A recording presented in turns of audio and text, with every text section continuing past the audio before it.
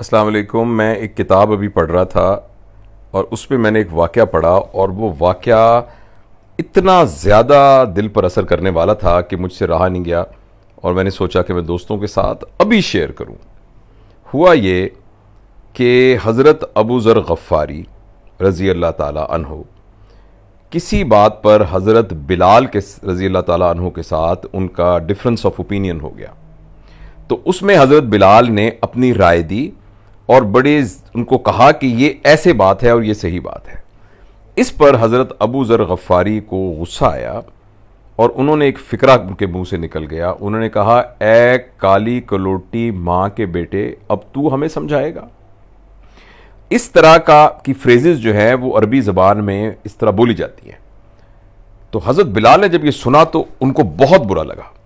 उन्होंने हज़रत अबू ज़र गफ़ारी को कुछ नहीं कहा, सिर्फ ये कहा कि मैं इस बात को नबी करीम सल्लल्लाहु अलैहि वसल्लम के इल्म में लेके आऊँगा।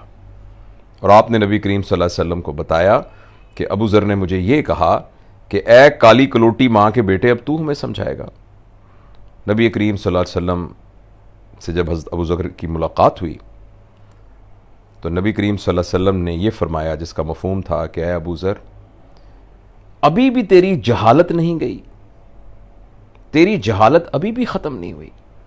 नबी करीम सल्लल्लाहु अलैहि वसल्लम के मुंह से सिर्फ इतना सुनना था कि हज़रत अबू ज़र गफ़ारी रोना शुरू हो गए और वो मस्जिद से बाहर निकले और वहाँ ज़मीन पे कुछ गीली मिट्टी थी, वो उन्होंने मिट्टी अपने रोते रोते मुंह पर डाल ली और वो बाहर बैठ गए और इंतज़ार करते रहे कि जब हज़रत बिलाल वहाँ से उठ के आएंगे।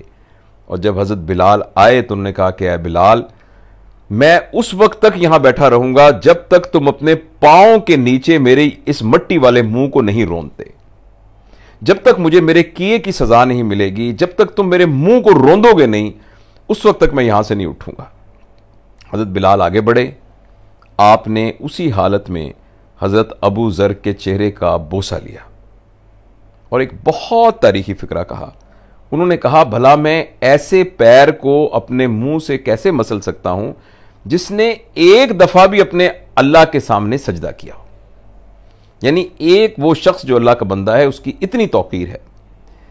तो मैं ये शेयर करना चाहता था कि ये है हमारे असलाफ और ये है हमारे बड़े और ये है अखलाकियात का मयार और ये है माजरत करने का मयार और माफ़ी मांगने का मयार और माफ़ कर देने का ज़र्फ़।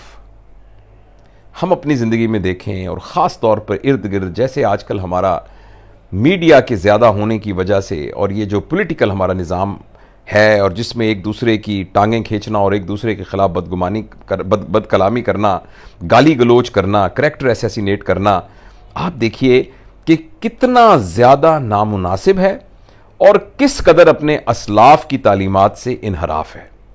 तो ये मैंने वाक़या पढ़ा तो मेरा दिल चाहा कि मैं तमाम दोस्तों को ये रिक्वेस्ट करूँ कि हम भी अपना दिल बड़ा करें। हम भी एक तो गुफ्तगू करते वक्त एहतियात करें, हम वही हैं जो कुछ हम मुंह से निकालते हैं। तो एक तो इस बारे में बड़ा एहतियात करें। ऐसा फिक्रा जो किसी का दिल तोड़ सकता है, वही बात जो आप कहना चाहते हैं बगैर दिल तोड़े भी ये बात उस तक पहुंचाई जा सकती है। और दूसरी बात यह है कि हमारे अंदर माफ़ी मांगने का हौसला होना चाहिए और हमारे अंदर माफ़ कर देने का हौसला होना चाहिए।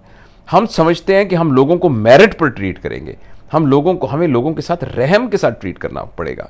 और मैं ये अगर हम ये कहें कि भाई मैं जो हूं मैं तो उसूल के मुताबिक हूं, मुझसे कोई बेउसूली करेगा मैं बिल्कुल बर्दाश्त नहीं करूंगा, तो मेरा और आपका ज़र्फ, मेरा और आपकी स्किल, मेरे और आपका जो मयार है वो तो परखा ही इस बात पे जाएगा कि जो अच्छा नहीं था उसके साथ हमने कैसा सलूक किया। तो ये बात मैं आपके साथ शेयर करना चाहता था।